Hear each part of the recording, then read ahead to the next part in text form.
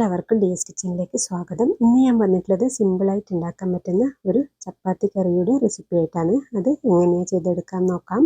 അതിനായിട്ട് ഞാനൊരു പാത്രം വെച്ചിട്ടുണ്ട്. അതിലേക്ക് 1 ടേബിൾ സ്പൂണോളം വെളിച്ചെണ്ണയാണ് ഒഴിച്ചു കൊടുക്കുന്നത്. അതിലേക്ക് 1/2 ടീസ്പൂൺ കടുകിട്ട് കൊടുക്കാം.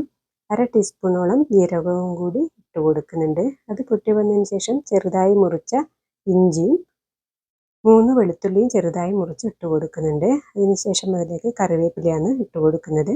പിന്നെ നമ്മൾ ചെറുതായി മുറിച്ചെടുത്ത സവാളയും കൂടി ഇട്ട് കൊടുത്ത് കുറച്ച് ഉപ്പും കൂടി ഇട്ട് നല്ലതുപോലെ ഒന്ന് വഴറ്റിയെടുക്കാം. ഇതൊന്ന് വഴന്ന് വന്നതിന് ശേഷം നമ്മളിതിലേക്ക് പച്ചക്കറികളാണ് ഇട്ട് കൊടുക്കുന്നത്.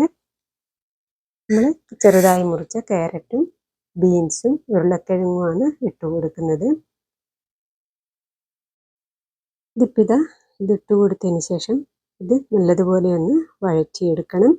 അതിനുശേഷം നമ്മളിതിലേക്ക് ഇത് വേവാൻ ആവശ്യമായുള്ള വെള്ളം കുറച്ച് ഒഴിച്ചു കൊടുക്കാം. കുറച്ച് വെള്ളം മാത്രം മതി. ഉരുളക്കിഴങ്ങ് ഒന്ന് വെന്ത് കിട്ടാൻ മാത്രമുള്ള വെള്ളം ഒഴിച്ചു കൊടുത്താൽ മതി. ഞാനിപ്പോൾ ഫ്രോസൺ ഗ്രീൻ പീസാണ് ഇതിലേക്ക് എടുത്തിട്ടുള്ളത്. അതുകൊണ്ട് പെട്ടെന്ന് തന്നെ പീസ് വെന്ത് കിട്ടും. ഇനിയിപ്പോൾ ഇതാ മൂടി വെച്ച് വേവിച്ചെടുക്കണം. ഒന്ന് വെന്ത് വരട്ടെ. ഇപ്പം ഇതാ പച്ചക്കറികളെല്ലാം നല്ലതുപോലെ വെന്ത് വന്നിട്ടുണ്ട്.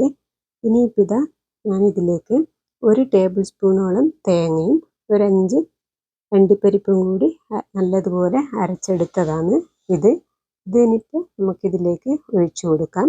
അതിനുശേഷം നമ്മൾ കുറച്ച് വെള്ളം ഒഴിച്ച് ലൂസാക്കി എടുക്കാം. കുറച്ച് ചൂടുവെള്ളം ഒഴിച്ചിട്ട് വേണം നമ്മളിത് ലൂസാക്കി എടുക്കാൻ വേണ്ടി. ഇനിയിപ്പോൾ ഇതാ ഇതിലേക്ക് ആവശ്യമുള്ള ഉപ്പും കൂടി ഇട്ട് കൊടുക്കാം. ഇനി ഒരു നുള്ള് ഗരം മസാലയും കുറച്ച് കുരുമുളക് പൊടിയും കൂടിയാണ് ഇട്ട് കൊടുക്കുന്നത്. നമ്മളിപ്പം വേറെ എരിവൊന്നും ഇതിൽ ചേർക്കുന്നില്ല. നിങ്ങൾക്ക് ആവശ്യമുണ്ടെങ്കിൽ ഒരു പച്ചമുളക് ചേർത്ത് കൊടുക്കാം. ഇനിയിപ്പോൾ ഇതാ ലാസ്റ്റ് ഇതിലേക്ക് കുറച്ച് മല്ലിയിലയും ഒരു കഷ്ണം ബട്ടറും കൂടി ഇട്ട് കൊടുക്കുന്നുണ്ട്. ഇതും കൂടി ഇട്ട് കൊടുത്തതിന് ശേഷം ഒന്ന് സെറ്റാക്കി എടുത്തതിന് ശേഷം ഗ്യാസ് ഓഫ് ചെയ്യാം. അപ്പോൾ ഇതാ നമ്മൾ എരിവൊന്നും ഇല്ലാത്ത എല്ലാവർക്കും ഇഷ്ടപ്പെടുന്ന ഒരു വെജിറ്റബിൾ കറിയാണിത്. നിങ്ങളെല്ലാവരും ട്രൈ ചെയ്ത് നോക്കിക്കോളൂ കേട്ടോ. അപ്പോൾ നമ്മൾ കറി ഇവിടെ റെഡി ആയിട്ടുണ്ട്. എന്നാൽ അടുത്ത റെസിപ്പിയുമായി അടുത്ത വീഡിയോയിൽ കാണാം.